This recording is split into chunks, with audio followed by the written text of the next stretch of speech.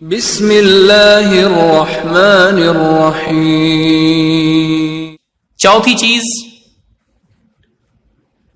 تزکیہ نفس اور تقوی کا اہتمام، خصوصاً ان چیزوں کے باب میں جو شہوات کی قبیل سے ہیں، عورت کا فتنہ، مال کا فتنہ، اس طرح کی جتنے فتنے ہیں، ان سے بچنے کے لیے انسان کو چاہیے کہ وہ اپنے نفس کو قابو میں رکھے، اس کے اندر تقوی ہو، وہ اللہ کی خاطر رکنے والا ہو، کیونکہ تقوی بچاؤ کا نام ہے، اپنے کو بچانے والا وہ ہو، بچائے ان چیزوں سے،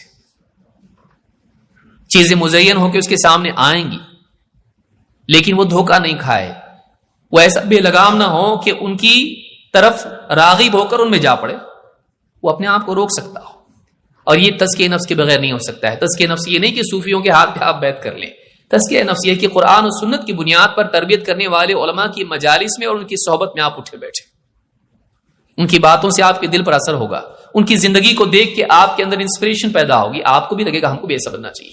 دینی مجالس میں آپ حاضر ہوں، اس میں سلف کے واقعات سن کے، ان کے احوال سن کے آپ کے اندر بھی ندامت پیدا ہوگی، اپنا احتساب پیدا ہوگا، اپنی اصلاح کا جذبہ پیدا ہوگا، اور اللہ سے جڑنا، آخرت کی فکر پیدا ہونا، یہ ساری چیزیں انسان کو آخرت کی طرف لے جائیں گی، رکنے کی طاقت پیدا ہوگی، یہ روحانی غسل اس کے لیے بنے گا۔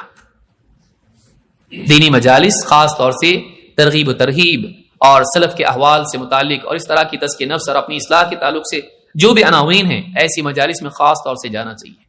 یہ نہیں سوچنا چاہیے سنوان پر تو سن چکے ہیں، بن چکے ہیں، مسئلہ ہمارا سننے کا نہیں ہے، بننے کا ہے۔ وَلَا تَمُوتُنَّ إِلَّا وَأَنْتُمْ مُسْلِمُونَ، یہ نہیں کہا تمہیں موت نہ آئے مگر اسلام کی ڈیٹیلز تم کو معلوم ہو، ریفرنسز تمہارے پاس ہوں، سارے نوٹس تمہارے اویلیبل ہوں، یہ نہیں کہا تمہیں موت نہ آئے مگر یہ کہ تم مسلمان بنو۔ تو ہم کو مسلمان بننا ہے۔ بعض اوقات شیطان ہم کو دھوکے میں مبتلا کر دیتا ہے، ہماری معلومات کو ہماری دینداری کا بدل بنا لیتے ہیں ہم لوگ، سب معلوم کا مطلب ہم دیندار ہیں نہیں۔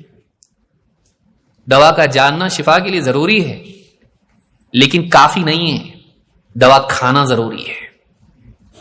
ہم دوا جاننے کو شفا کا ذریعہ سمجھ لیتے ہیں، نہیں ہوتا ایسا۔ تو علم ہماری زندگی میں آئے، اس کے اثرات ہماری زندگی میں آئے، اس کے لیے دینی مجالس میں بار بار آنا کہ ٹھیک ہے میں جانتا ہوں جو بھی ٹاپک ہے اس پہ بات ہونے والی سب معلوم ہے، یہ میری معلومات میری معمولات نہیں بنی، ابھی جو معلوم ہے وہ میرا معمول نہیں بنا، اب تک آنا پڑے گا۔ آئے دینی مجالس میں بیٹھے، سنے بات، اور بولنے والا کوئی بھی ہو وہ اپنے دل کا جائزہ لیتا رہے کہ یہ بات ہے میرے اندر، نہیں ہے، مجھ کو بننا ہے ایسا۔ وہ اللہ اور اس کے رسول کی تعظیم کرے، اللہ اور اس کے رسول کی بات کی تعظیم میں آئے، بولنے والے کو دیکھ کرنا ہے، کس کی بول رہا ہے اس کو دیکھ کیا ہے، اللہ اور اس کے رسول کی بات کر رہا ہے، پھر بولنے والا کوئی بھی ہو، اہل حق میں سے ہو، اہل بدعات میں سے نہ ہو، حق کو اہل حق سے لیا جاتا ہے۔ تو یہ بہت اہم چیز ہے کہ دینی مجالس میں آئیں، علماء کی کتابیں پڑھیں جو اس باب میں لکھی ہوئی ہیں کہ اپنے آپ کو کیسے بنائیں آدمی،